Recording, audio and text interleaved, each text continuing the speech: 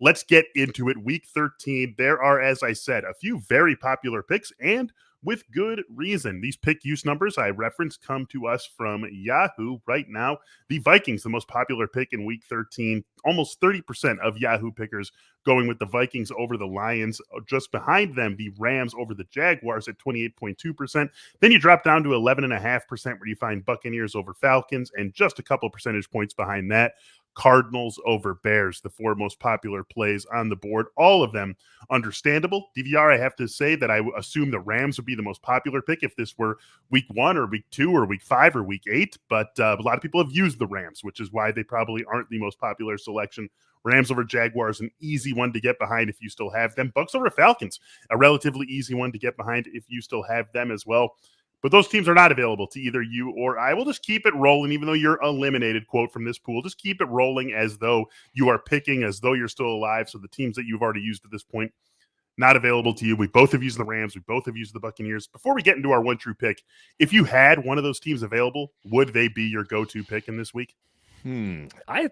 I think if I had, let's just say the Rams, because the usage is about equal. If I had the Rams and the Vikings available, I feel like I'd rather just burn the Vikings now, because I think I might have another spot later where I'd have more confidence in the Rams. Mm-hmm. That being said, I wouldn't talk people out of the Rams if they do still have them. I used them, I think, back in week 6 of the show. I used them back in week 1. They were your opener for the season. So they're long gone for both of us. I mean, the Vikings, no Dalvin Cook, no big deal. The Lions they've hit the official bottom in the Massey Peabody power rankings.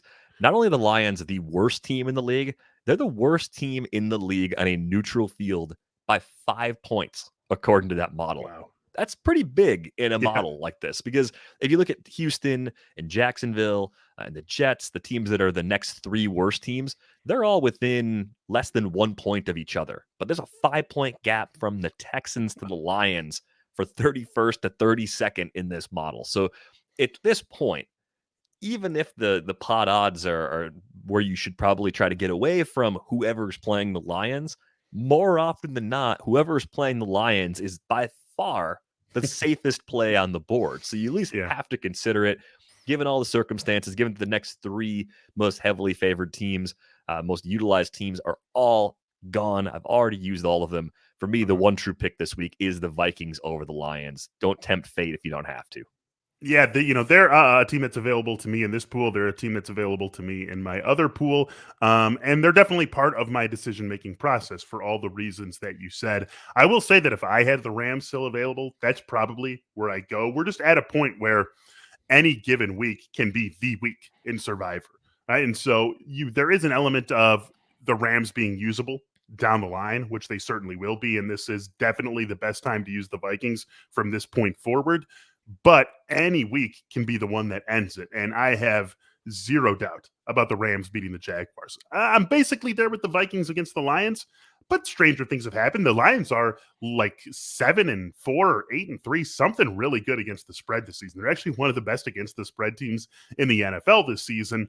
It doesn't really matter if they're 11.5-point dogs and they lose by 6. Doesn't matter for you in Survivor, but they have been in a lot of close games. I mean, you have to give them that. They've been in a lot of one-score games, a lot of field goal games. How many times have last week against the Bears was their 3rd walk-off field goal loss of the season, wasn't it? Ravens, Vikings the first time, and then the Bears. So, they've been right there. They're still a very, very, very bad team.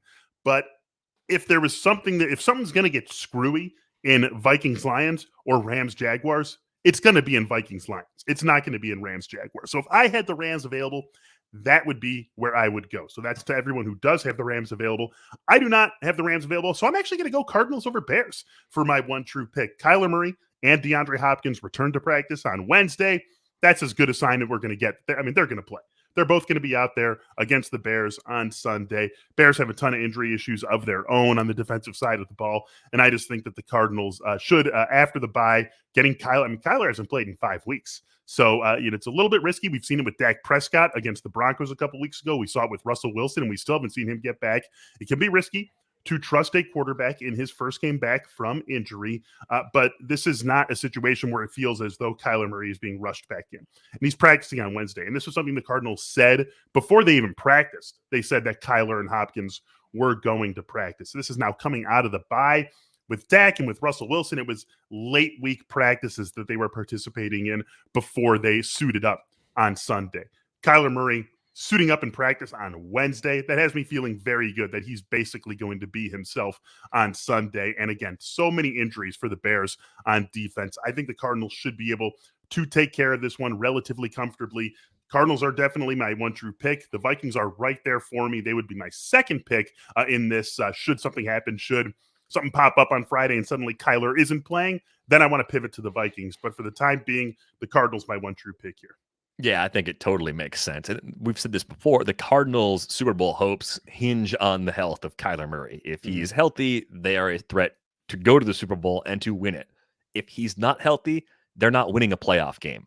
Like, it's just not happening. So getting him right before bringing him back has made sense all along. They had enough of a cushion to do that. I do like this call here. Arizona, long gone for me. I used them way back in week 3. So far off my radar. I mean, the team that I had left in our pool on this show that I'm surprised I didn't use earlier is Kansas City.